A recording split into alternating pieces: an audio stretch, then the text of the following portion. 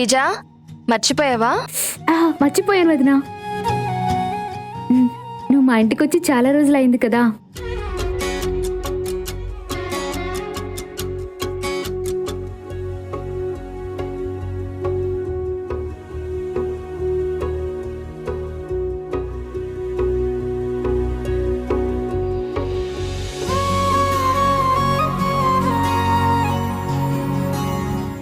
Wow aunty, ఈ దోసకాయ పప్పు ఇంత టేస్టీగా చేస్తారు కాబట్టే ఇది నా ఫేవరెట్. నీకే కాదమ్మా, మా సంధ్యకి కూడా ఇది చాలా ఇష్టం. వాళ్ళిద్దరి రుచులు అభిరుచులు ఒకటి కాబట్టే బెస్ట్ ఫ్రెండ్స్ అయ్యారమ్మా.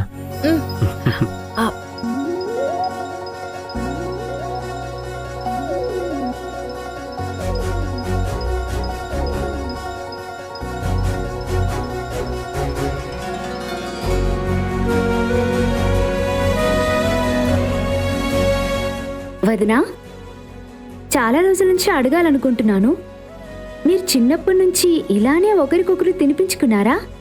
అవును, పెళ్ళయ్యాక అంతగా కుదరడం లేదు కానీ స్కూల్ నుంచి మాకు బాగా అలవాటు.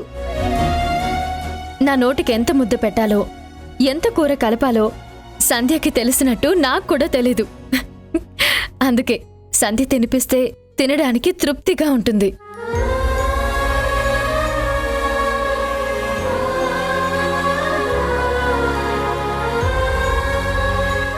మీ ఇద్దరిని చూస్తుంటే చాలా ఈర్ష్యగా ఉంటుంది. ఎంతోమంది స్నేహితుల్ని చూశాను, మీ అంత నిజమైన స్నేహితుల్ని జీవితంలో మొదటిసారి చూస్తున్నాను. పెళ్ళైనా కూడా ఇంత క్లోజ్గా ఉంటున్నారంటే ఇలాంటి ఫ్రెండ్స్ ప్రపంచంలో ఎక్కడా ఉండరన్నయ్యా. చాలు చాలు, అందరూ కలిసి మా ఫ్రెండ్షిప్కి చాలా దిష్టి పెట్టేస్తున్నారు. అవును వింధ్య, నాకు కూడా అదే అనిపిస్తుంది. ఆంటీ, భోజనాలు అయిపోయాక మా ఇద్దరికి మీరు దిష్టి తీయండి. మీ స్నేహాన్ని ఈ ఇంట్లో అర్థం చేసుకునేంత గొప్పగా మీ ఇంట్లో మాత్రం, ముఖ్యంగా మీ అత్తగారికి ఎందుకు అర్థం కావటం లేదు?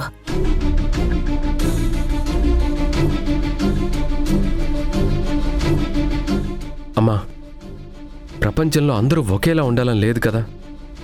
ఎవరి అభిప్రాయాలు వాళ్ళవి. ఎందుకు ఏంటి అని అడగకూడదు. శ్రీకర్ గారు, ఆంటీ చెప్పింది కూడా నిజమే. నేను కూడా అప్పుడప్పుడు బాధపడేది ఆ ఒక్క విషయంలోనే. సంధ్య విషయంలో తప్ప మా అత్తయ్య గారు అన్నిట్లో బెస్టే. ఏంటమ్మా నువ్వు, ఎప్పుడు ఏం మాట్లాడాలో తెలీదు. నీ వల్ల హ్యాపీ మూడ్ మొత్తం చేంజ్ అయిపోయింది. మీ అందరి మూడు మార్చడానికి నేను సంధ్య వదిన్ని ఒక క్వశ్చన్ అడుగుతాను. నిజాయితీగా సమాధానం చెప్పాలి. సరే శ్రీజ, అడుగు. నీకు వింధ్య వదిన అంటే ఇష్టమా, మా అన్నయ్య అంటే ఇష్టమా? ఇద్దరు అని ఎస్కేప్ ఆన్సర్ మాత్రం ఇవ్వద్దు.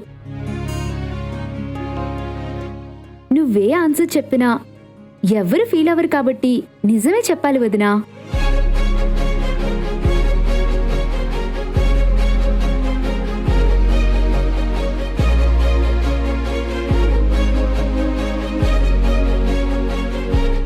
నాకు వింధ్యే ఎక్కువ.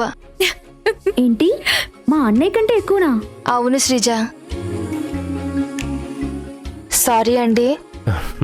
సారీ ఎందుకు సంధ్య, నీ మనసులో ఉన్నదే కదా చెప్పావు. నీ జీవితంలోకి ఫస్ట్ వచ్చింది వింధ్య, ఆ తర్వాతే నేను. నాకు సెకండ్ పొజిషన్ ఇవ్వడం వల్ల నేనేం ఫీల్ అవను.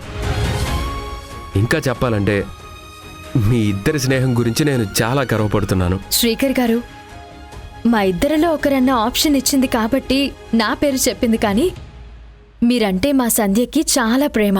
ఆ సంగతి నాకు తెలుసు వింధ్య. మా మధ్య ప్రేమ ఉంది కాబట్టే కష్టసుఖాలు కలిసి పంచుకుంటున్నాం.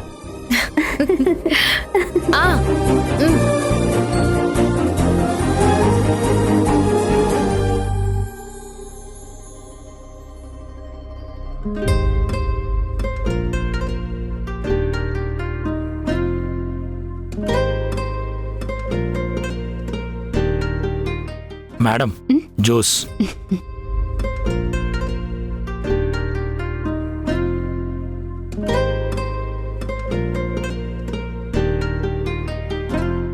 అమ్మా మౌనిక, మీ అత్త ఎక్కడుందమ్మా?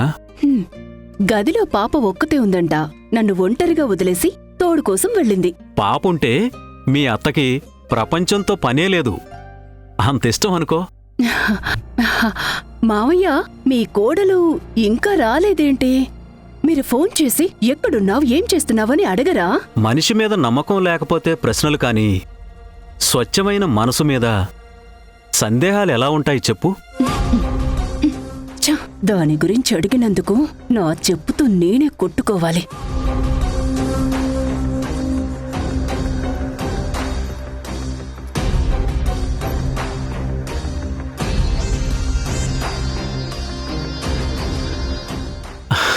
అమ్మా వింధ్య, రామ్మా.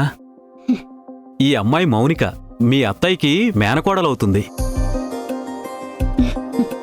మౌనిక, తను ఈ ఇంటి కోడలు. మా ఇంటి మహాలక్ష్మి వింధ్య. హలో. హాయ్ అండి. మీరిద్దరూ మాట్లాడుకుంటూ ఉండండి, నేను ఇప్పుడే వస్తాను.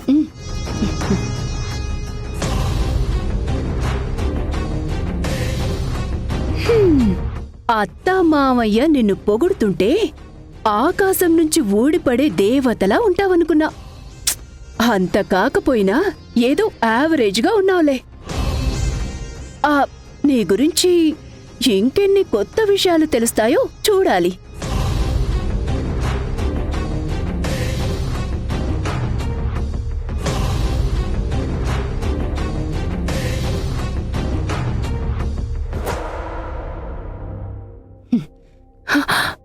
బావా, బావా.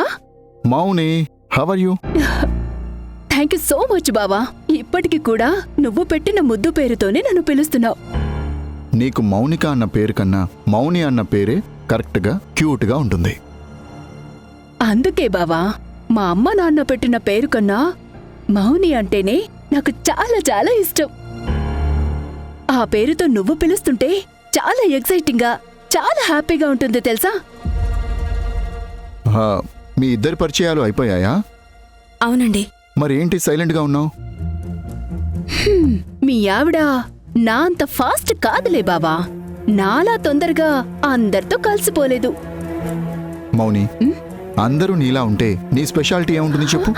థ్యాంక్స్ బావా. నీ లైఫ్లో నేను స్పెషల్ అని చెప్తున్నావు కదా. నా లైఫ్లో ఏంటి? నేను జస్ట్ జనరల్గా చెప్పాను. బావా, నువ్వు ఎలా చెప్పినా నాకు మాత్రం స్పెషల్ స్పెషల్.